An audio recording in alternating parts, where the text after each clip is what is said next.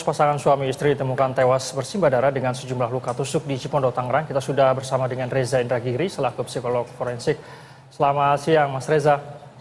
Mas Reza, dari hasil olah TKP kepolisian, baik, Mas Reza, ini dari hasil olah TKP ditemukan pisau di sebelah korban dan juga ada sekitar 5 tusukan pisau di tubuh istri dan 2 tusukan pisau di tubuh suami. Apakah ini memang bunuh diri, Mas Reza, atau pembunuhan ini karena diketahui pintu tertutup dengan rapi dari dalam rumah? Bagaimana Anda melihat ini, Mas Reza? Tentu pihak kepolisian harus melakukan investigasi untuk memastikan apa gerangan penyebab kematian kedua orang ini. Dan walaupun mereka katakanlah meninggal di tempat yang sama, pada waktu yang juga kurang lebih sama, tapi penyebab kematian mereka satu sama lain bisa saja berbeda. Karena itu tetap perlu dilakukan pendalaman terhadap masing-masing jenazah. Tetapi hitung-hitungan di atas kertas tampaknya ada 3 kemungkinan yang perlu diuji. Pertama, kedua orang tersebut meninggal akibat bunuh diri, ataukah yang kemungkinan kedua ini merupakan kasus pembunuhan yang dilakukan oleh pihak di luar, yaitu pihak selain kedua orang tersebut, ataukah kemungkinan yang ketiga merupakan kombinasi antara suicide dan homicide, tepatnya homicide dan suicide, yaitu didahului dengan aksi untuk membunuh, kemudian pelaku menghabisi dirinya sendiri. Ini 3 kemungkinan yang sekali lagi perlu diuji oleh pihak kepolisian. Baik, Mas Reza, ini kalau melihat hasil olah TKP ini, pihak polisi juga menemukan buku yang berisi catatan terkait dengan utang piutang, warisan, serta keinginan dimakamkan dengan cara kremasi, Mas Reza. Apakah ini bisa menjadi penyebab kematian dari Pak Sutri ini berhubungan dengan warisan begitu? Atau memang ada indikasi pembunuhan? Bagaimana yang Anda lihat, Mas Reza? Dari pendekatan psikologi forensik, metode yang bisa dilakukan untuk memastikan apakah kedua orang ini meninggal akibat bunuh diri atau tidak, dengan berbagai macam kemungkinan yang tadi saya sampaikan, bisa dilakukan lewat yang diistilahkan sebagai otopsi psikologis. Otopsi psikologis biasanya dilakukan dengan 2 langkah. Pertama, dengan melakukan pengecekan terhadap catatan-catatan yang ada, baik itu catatan pribadi ataukah riwayat kesehatan yang tersimpan di rumah sakit atau sejenisnya, yang bisa memberikan gambaran tentang kondisi, terutama sekali kondisi kesehatan mental mereka pada waktu-waktu tertentu sebelum kehilangan nyawa. Adakah kemungkinan mereka mengidap penyakit tertentu? Adakah kemungkinan mereka memiliki masalah yang sangat nyata, yang sangat serius, yang bisa jadi kemudian mereka coba cari solusinya dengan cara yang salah, yaitu bunuh diri. Sementara langkah yang kedua adalah dengan melakukan wawancara atau pemeriksaan terhadap orang-orang yang dianggap bisa memberikan gambaran tentang kondisi psikis dan perilaku kedua orang tersebut. Bisa keluarga, tetangga, teman dekat, atau siapapun yang sekali lagi dianggap bisa memberikan gambaran tentang potret psikologis dan perilaku kedua orang tersebut. Itulah langkah-langkah yang bisa dilakukan lewat otopsi psikologis, berarti termasuk dengan memanfaatkan atau menelaah isi catatan yang tertinggal di rumah tersebut. Baik, Mas Reza, perlu dilakukan otopsi psikologis begitu ya. Namun kalau kita mendengar keterangan dari beberapa pihak, termasuk dari tetangganya begitu, kedua korban ini, Mas Reza, sering bersosialisasi juga dengan tetangga. Artinya ini masih normal begitu ya. Lantas, apakah ada indikasi kedua korban ini bunuh diri begitu? Atau seperti apa sih yang Anda lihat, Mas Reza, kemungkinannya? Dari catatan tentang sebab musabab orang bunuh diri yang dilakukan kajiannya lewat otopsi psikologis, diketahui ada 3 penyebab utama. Mulai dari adanya masalah kesehatan mental tertentu, kemudian ketergantungan nafza atau obat-obatan terlarang dan minuman keras, dan juga skizofrenia. Tetapi uniknya bahwa WHO beberapa tahun silam pernah menyampaikan bahwa telaah tentang kemungkinan adanya gangguan mental yang serius pada orang-orang yang melakukan bunuh diri tampaknya lebih berlaku di masyarakat barat.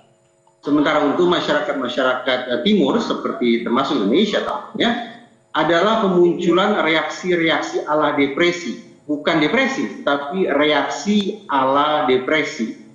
Reaksi yang muncul seketika dikarenakan adanya orang yang memiliki masalah hebat namun pada saat yang sama mengalami kekurangan wawasan untuk menemukan cara-cara yang lebih konstruksi, jalan-jalan yang lebih sehat untuk menyelesaikan masalah tersebut. Jadi berbeda dengan adanya gangguan jiwa yang butuh waktu panjang sampai kemudian bisa berujung pada keputusan untuk melakukan bunuh diri, WHO memberikan garis bawah bahwa tempo-tempo pada masyarakat semacam di Indonesia justru perilakunya lebih impulsif, bukan dikarenakan ada masalah yang sangat-sangat hebat, bukan seperti itu, tetapi lebih dikarenakan adanya keterbatasan wawasan untuk menyelesaikan masalah. Nah, keunikan-keunikan semacam ini yang barangkali akan membuat kita terperangah bahwa ada keluarga, ada pihak, ada orang yang dalam kesehariannya tampak sehat-sehat saja, tetapi kemudian secara mengenaskan kita terima kabar mereka melakukan aksi bunuh diri. Nah, kekhasan semacam ini yang menurut saya perlu dikaji, termasuk sekali lagi dengan menggunakan pendekatan-pendekatan berupa otopsi psikologis, pengecekan dokumen, dan pengecekan terhadap significant others, terhadap orang-orang yang dianggap mengenal kedua korban. Baik, perlu dilakukan otopsi psikologi dan juga tadi kesehatan mental yang masih perlu diperiksa begitu ya Mas Reza. Satu lagi Mas Reza, ini kan kalau kita melihat dari yang ditemukan oleh polisi dan juga keterangan yang didapatkan oleh pihak kepolisian ini, tidak ada barang berharga yang hilang dari rumah korban dan juga ini posisi pintu rumah ini kan tertutup dari dalam begitu. Apakah ini indikasi yang bisa kita katakan tidak ada kemungkinan pembunuhan karena pintu rumah ini terkunci dari dalam dan tidak ada juga barang yang hilang? Bagaimana menurut Mas Reza?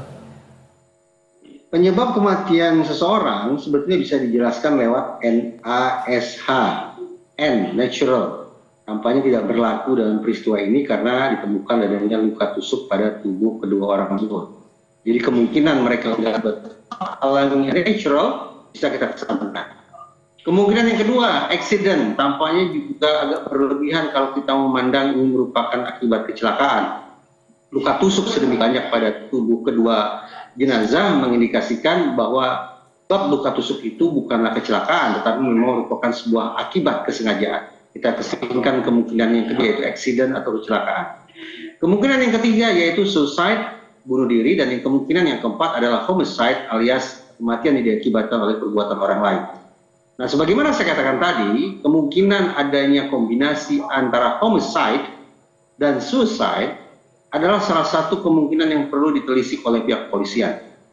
Jadi misalnya, ada satu pihak yang menghabisi pihak lain, setelah dipastikan bahwa pihak lain tersebut meninggal dunia, maka pihak pertama yang melakukan penusukan melakukan langkah serupa kepada dirinya sendiri, yaitu menusuk tubuhnya hingga berakibat sedemikian fatal. Nah, kombinasi semacam ini antara lain sebetulnya bisa menurut saya, di samping dengan melakukan pendekatan otopsi psikologis, juga tampaknya bisa ditelisik dengan menerapkan pendekatan kedokteran forensik.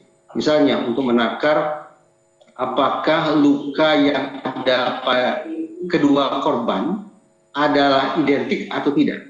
Apakah lukanya merupakan akibat pengerahan taga yang sama atau tidak. Nah, yang ingin saya sampaikan adalah tampaknya yang paling ideal memang dibutuhkan adanya pendekatan multidimensi atau multidisiplin untuk memastikan sebab musabab meninggalnya kedua orang tersebut.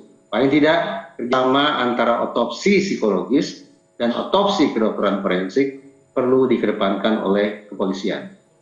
Baik, perlu dilakukan pendekatan multidisiplin begitu ya Mas Reza. Anda tadi mengatakan ada dua hal, ada otopsi psikologi dan juga kedokteran forensik yang perlu dilakukan. Tentu kita menunggu bagaimana kemudian investigasi yang saat ini tengah dilakukan kepolisian. Terima kasih atas informasi dan waktunya Mas Reza Indragiri selaku psikolog forensik. Selamat bertugas kembali.